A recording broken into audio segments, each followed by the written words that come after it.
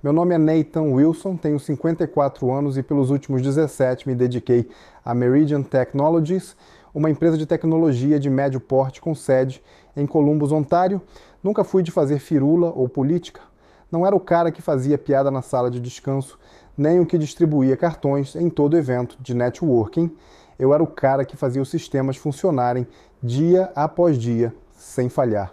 Quando entrei na Meridian, éramos menos de 30 funcionários, os servidores ficavam no armário e eu praticamente construí toda a nossa infraestrutura do zero. Com o tempo, a empresa cresceu e junto com ela, nossos sistemas, nossas redes, nossa demanda por armazenamento e as expectativas sobre mim também. Nunca fui de reclamar. Ficava até tarde, atendia ligações nos finais de semana, treinei cada novo contratado de TI que entrou por aquela porta. Nunca pedi muito, só respeito, estabilidade e a certeza silenciosa de que minha lealdade tinha valor. Acontece que eu estava errado. Era uma terça-feira, cheguei no escritório por volta das 7h, como de costume, preparei meu café forte e fui checar os relatórios dos servidores da noite. Tudo normal. Então, pouco antes das 9h, apareceu um e-mail do RH Nathan. Por favor, compareça à sala do diretor às 9h15, sem assunto, sem explicação, Entrei e encontrei Daniel, meu supervisor direto, sentado ao lado da Vanessa do RH. Nenhum dos dois sorriu. Daniel pigarreou e foi direto ao ponto. Nathan, após revisar nossas necessidades operacionais e considerando a reestruturação do departamento, decidimos eliminar sua posição com efeito imediato. Hoje será seu último dia. Foi isso. Sem aviso, sem agradecimento, sem um reconhecimento pelos quase 20 anos de serviço. Fiquei ali atônito, não por não ver isso chegando, mas porque eles nem tentaram fingir que era algo pessoal. Assenti com a cabeça e disse, entendi. Depois saí da sala sem dizer mais nada. De volta à minha sala, empacotei tudo em silêncio. Algumas fotos emolduradas de minha esposa e meu filho num acampamento perto de Algonquin, o relógio antigo do meu pai, um cacto que eu mantinha vivo desde 2011. Nenhum dos colegas mais jovens passou para se despedir. Eu não os culpo, provavelmente foram orientados a não fazê-lo, ou talvez só não soubessem o que dizer. Eu era o cara velho, o veterano da TI que de repente virou invisível e talvez achassem que eu só iria desaparecer. Ir para casa lamentar e começar a me candidatar a vagas para as quais eu era experiente demais, mas o que eles não sabiam é que eu não sou só o cara da TI. Ao longo dos anos mantive silenciosamente um arquivo separado da nossa documentação interna. Tudo a que tive acesso, tudo que ajudei a montar ou revisar, fiz uma cópia espelhada criptografada e legal com meu nome nos registros de acesso. Eu tinha permissão quando fiz o backup, na época fiz por redundância, por responsabilidade, mas nos últimos 6 meses esse arquivo passou a ser algo mais. Veja bem, no final do ano passado comecei a notar mudanças estranhas. Meus acessos de administrador foram sendo limitados sem aviso. Fui excluído de reuniões que antes eu liderava. Um novo funcionário, Jason Phillips, veio lá do Oeste, um tal de consultor de transformação digital, com corte de cabelo alinhado e um título pomposo. Ele começou a fuçar nos sistemas que eu havia construído e gerenciado por anos. Eu sabia o que estava acontecendo. Estavam me apagando aos poucos. Mas aí notei outra coisa, registros de acesso sendo alterados, arquivos sendo deletados dos drives compartilhados, backups do sistema, pulando pastas específicas. Não quero fazer acusações levianas, mas o que vi não parecia descuido, parecia proposital. Então comecei a documentar, registrei cada mudança nos sistemas que consegui rastrear. Arquivei e-mails, especialmente aqueles que a diretoria achava que tinha apagado. Baixei metadados de auditorias internas que nunca viraram relatórios oficiais. Não invadi nada, não ultrapassei nenhuma linha legal, mas eu sabia como me proteger e, mais importante, ainda sabia como proteger a verdade. Quando me demitiram, não discuti, não ameacei, mas também não saí de mãos vazias. Lá fora, enquanto sentia o ar fresco da primavera, olhei de volta para as janelas do escritório. Segundo andar canto oeste, é lá que o Jason se senta, bem ao lado do Daniel. Talvez estejam em reunião agora se parabenizando por cortar custos, tomar decisões difíceis e trazer sangue novo. Mas é o seguinte, os sistemas não funcionam só porque foram construídos. Eles funcionam porque alguém os entende, cada linha de código, cada patch, cada gambiarra que acharam esperta. Esse alguém era eu. Me dispensaram como se eu não valesse nada, mas eu ainda tenho os registros, ainda sei onde estão as falhas e sei com certeza que se certos órgãos reguladores vissem o que eu vi, a Meridian Technologies teria mais com o que se preocupar do que um simples déficit no orçamento. Não sou vingativo, mas também não sou ingênuo. Dediquei 17 anos da minha vida àquela empresa e fui descartado sem nem um segundo pensamento. Talvez achem que estou velho demais, lento demais ou preso demais aos meus hábitos. Mas eles me subestimaram e estão prestes a descobrir o que acontece quando você queima a ponte com o cara que construiu a estrada. Eu não dormi naquela noite. Quando cheguei em casa, contei tudo para minha esposa Diane. Ela ficou em silêncio, ouvindo cada palavra, sem lágrimas, sem gritos, só uma longa e pesada pausa, quando contei que me escoltaram para fora como se eu fosse um problema. Então, ela estendeu a mão por cima da mesa e segurou a minha. Você não acabou, ela disse. E ela tinha razão. Na manhã seguinte, não abri site de vagas, não revisei meu currículo, fiz uma xícara de café, abri meu laptop e comecei a revisar o arquivo que eu vinha organizando em casa nos últimos meses, pasta por pasta, log por log, cada carimbo de data e hora. Eu não estava pensando em vingança, eu tinha clareza. Não se tratava de raiva, era questão de princípio. Dediquei 17 bons anos à Meridian Technologies. Em troca, me trataram como uma impressora quebrada, descartável, ultrapassada, esquecida. Mas o que eles não contavam é que ao longo desses anos, além de construir sistemas, eu também observei padrões. Eu sabia onde estavam os atalhos escondidos, quem aprovava coisas por debaixo dos panos e quem assinava documentos sem ler as letras miúdas. Mais do que tudo, eu sabia do que a Meridian tinha a perder. Para deixar claro, não quero destruir ninguém, mas também não vou ser bode expiatório. Eles quiseram me tirar antes da revisão fiscal, tudo bem. Mas se alguma coisa que foi varrida para debaixo do tapete resolver aparecer e começarem a procurar culpados, bem, eu vou garantir que esses dedos não apontem para mim.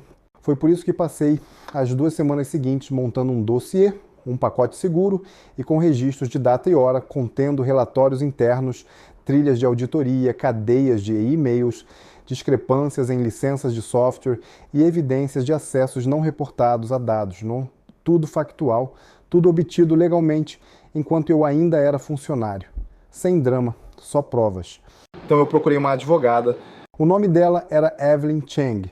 Direta precisa conhecida por atuar em disputas trabalhistas no setor de tecnologia. Não entrei lá querendo processar, ninguém entrei querendo proteção. Queria saber onde eu estava pisando e como garantir que a narrativa se mantivesse honesta caso a Meridian resolvesse reescrever a história. Depois de analisar o material, ela levantou os olhos e disse algo que ficou marcado em mim. Nathan, isso aqui não é só documentação, isso é influência. Não era chantagem, era integridade. Era uma forma de deixar os fatos claros antes que alguém tentasse manchar meu nome ou me culpar por falhas que surgiram depois que me tiraram. Evelyn me ajudou a redigir uma carta, não para ameaçar, não para exigir, mas para lembrá-los de que eu ainda estou aqui e não sou ingênuo. Enviamos direto para o Daniel e para o jurídico da empresa, profissional respeitosa e objetiva.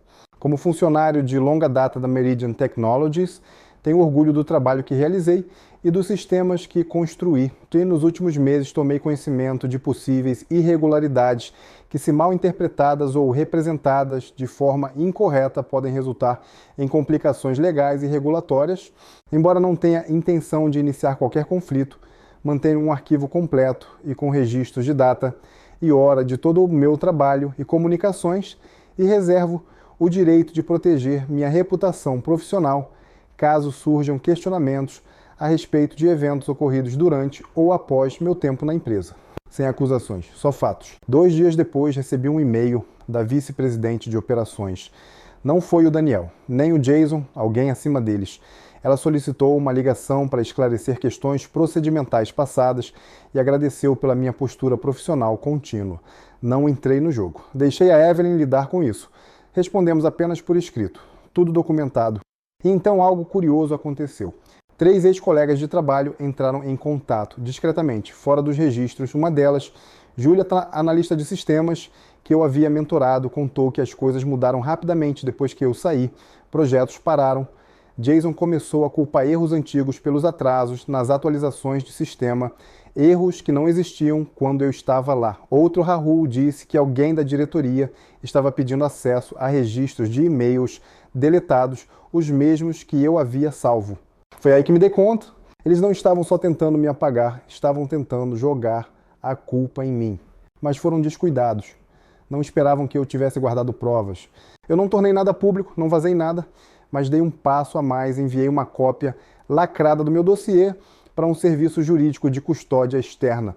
Uma cláusula simples, se algo acontecesse comigo profissional ou legalmente relacionado a Meridian, o arquivo seria enviado para os órgãos reguladores do setor. Nada pessoal, apenas precaução. Não era vingança, era seguro. Agora, um mês depois, estou recomeçando, não com medo, mas com propósito. Comecei a trabalhar como consultor meio período para empresas menores que realmente valorizam experiência em vez de palavras da moda. Já conversei com algumas empresas de cibersegurança interessadas em alguém que conhece infraestrutura de dentro para fora. E pela primeira vez em muito tempo estou dormindo a noite inteira. Não estou amargo, estou atento e isso faz toda a diferença. A Meridian fez sua jogada, achou que eu sumiria em silêncio, mas eu não sou assim, eu não queimei pontes, construí um arquivo. E às vezes a ferramenta mais poderosa não é o que você diz, é o que você guarda.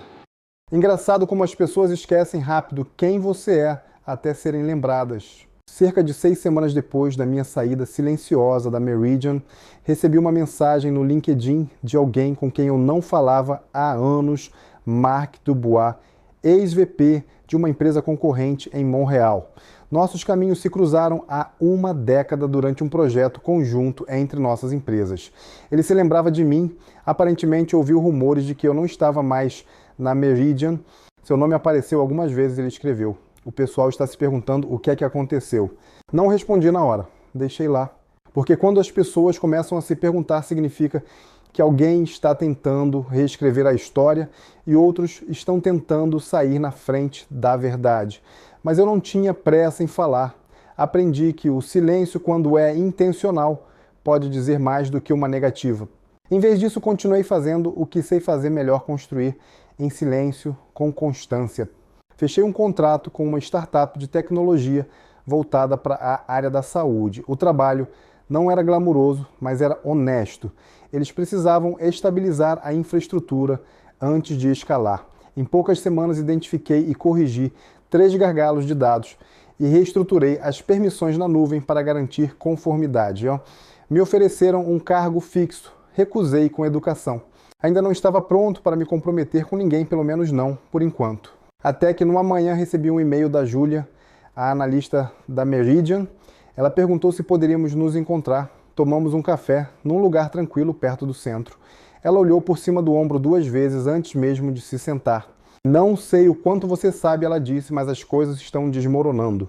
Aparentemente, Jason foi promovido às pressas para cobrir o afastamento estratégico de Daniel. Uma migração mal gerenciada causou grandes atrasos nas entregas para clientes. Alguns fornecedores com quem eu tinha relações de longa data começaram a pular fora. E ao que parece, a auditoria interna do departamento, que estava agendada para o último trimestre, agora está sob revisão externa. Não sorri, não comemorei. Só ouvi. Então ela disse algo que ficou comigo. Eles vivem dizendo que você saiu porque não conseguia se adaptar, mas a gente sabe que não foi isso. Isso me atingiu mais forte do que qualquer coisa que a Meridian já tenha feito. Porque por meses eu tentei racionalizar a traição deles. Será que eu estava ultrapassado? Será que deixei passar algo? Mas ali estava alguém de dentro que viu o cenário inteiro, confirmando o que eu já sabia. Eu não era o elo fraco, tá? Eu era o alicerce silencioso que eles subestimaram. Antes de irmos embora, ela deslizou um pendrive pela mesa. Você não pediu isso, mas devia ver. Mais tarde naquela noite, eu abri. Era uma gravação de tela de uma reunião interna, Jason fazendo um briefing para a liderança sobre os atrasos. Ele culpou frameworks, legados, dependências de sistema mal definidas e chegou a dizer, palavra por palavra, o Nathan construiu uma fortaleza tão fechada que ninguém sabe mais como entrar. Era tudo o que eu precisava? Não liguei para a advogada desta vez, não mandei carta, tomei uma decisão simples, publiquei um artigo, Nada de desabafo, nada de exposição. Um texto sobre o custo de descartar o conhecimento legado em transições tecnológicas modernas, um ensaio profissional e articulado sobre o valor da memória institucional, a importância do planejamento de transição e como engenheiros experientes são frequentemente deixados de lado sob o pretexto da inovação. Sem nomes, sem amargura, mas cada palavra enraizada na minha verdade. Em poucos dias o texto se espalhou pela minha rede. As pessoas começaram a entrar em contato profissionais da indústria com quem eu não falava há anos, engenheiros mais jovens, me agradecendo por dizer o que eles ainda não tinham coragem de falar. Até alguns executivos deixaram um like discreto no post, dava para perceber quem entendeu a mensagem. Então o Mark entrou em contato de novo, ele me ofereceu um contrato de consultoria meio período flexível remoto se eu quisesse.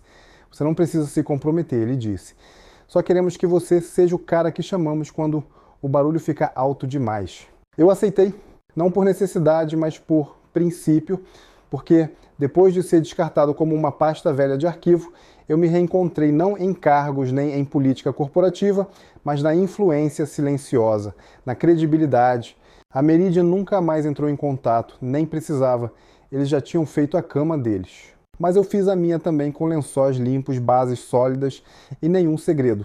Às vezes ainda penso no dia em que fui escoltado para fora, no silêncio do elevador, no olhar que Jason me deu, sem raiva, sem culpa, só presunção. Ele presumiu que eu desapareceria, que sumiria, que aceitaria.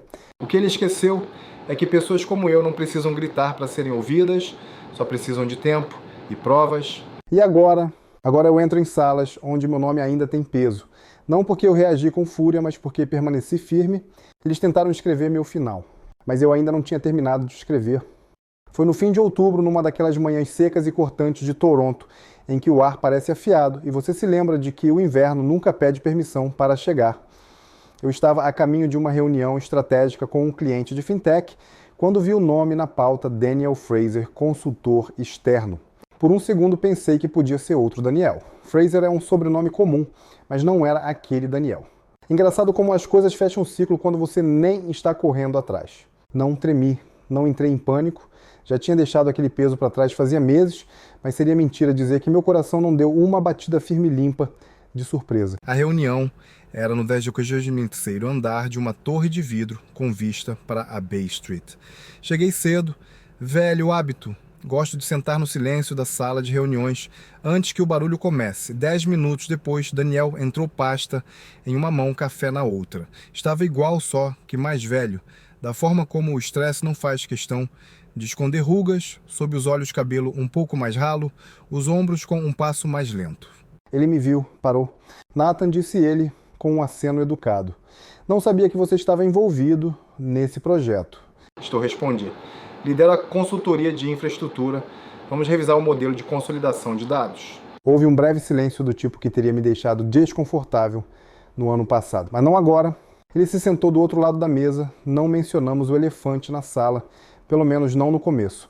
A reunião seguiu apresentações entregáveis, prazos com problemas. Mantive o foco, fiz as perguntas certas, esclareci pontos que ninguém mais pensou em levantar.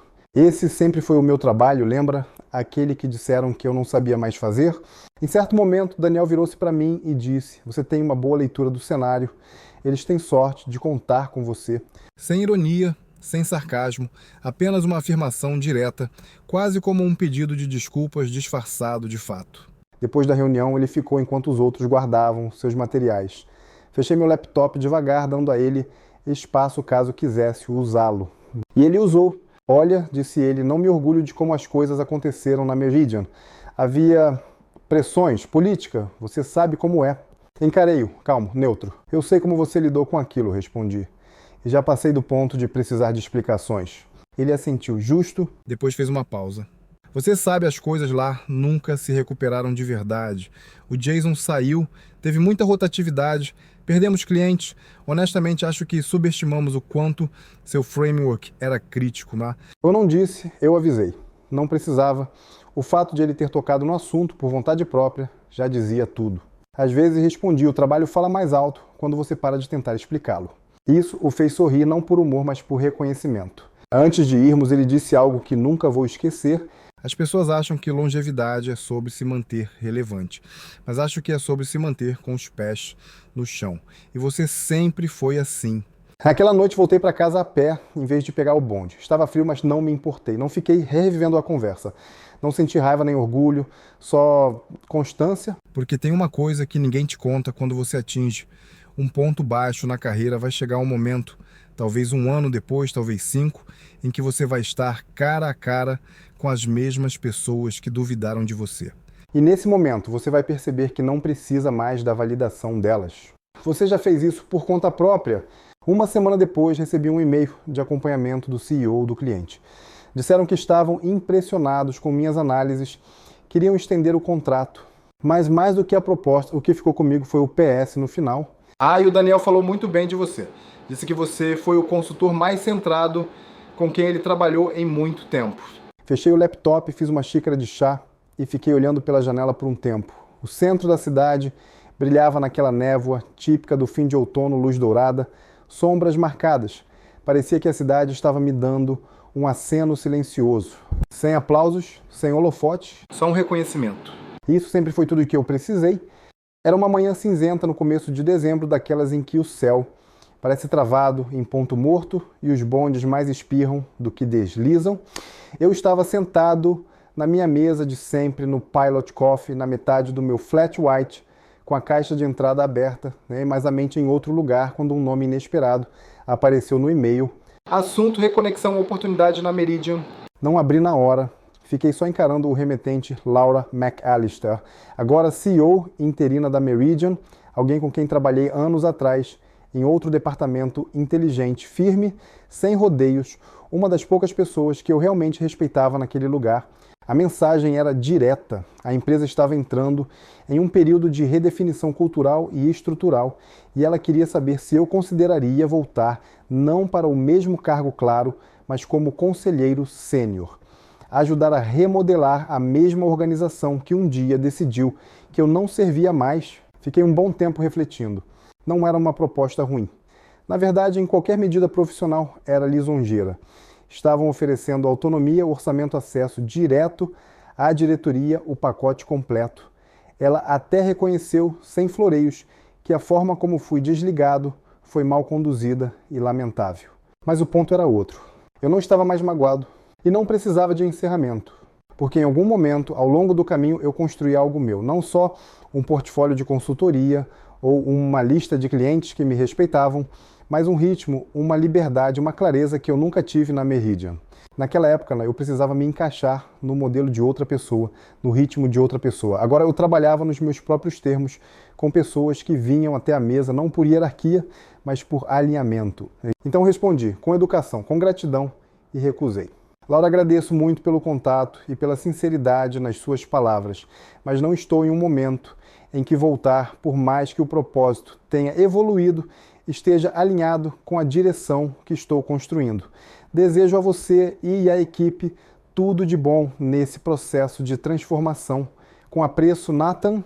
Enviei, terminei meu café e fui para a próxima reunião, com leveza que nem percebia que estava carregando. Naquela tarde me encontrei com um pequeno grupo de jovens profissionais, parte de uma mentoria que comecei de forma discreta 6 meses antes.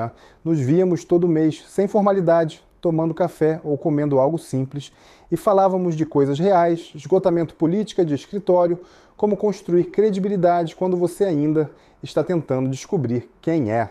Um deles, um rapaz esperto chamado Zaid, me perguntou naquele dia: como a gente sabe quando chegou lá? Sorri. Você não sabe, respondi, porque chegar lá não é um lugar, é uma série de escolhas, algumas barulhentas, outras silenciosas, as que te puxam de volta para quem você é. Essas são as que mostram que você está no caminho certo. Ele assentiu devagar, como quem não esperava aquela resposta, mas talvez fosse exatamente o que ele precisava ouvir. Depois da sessão, fiquei mais um pouco observando, enquanto eles saíam em grupo rindo de alguma piada interna no corredor.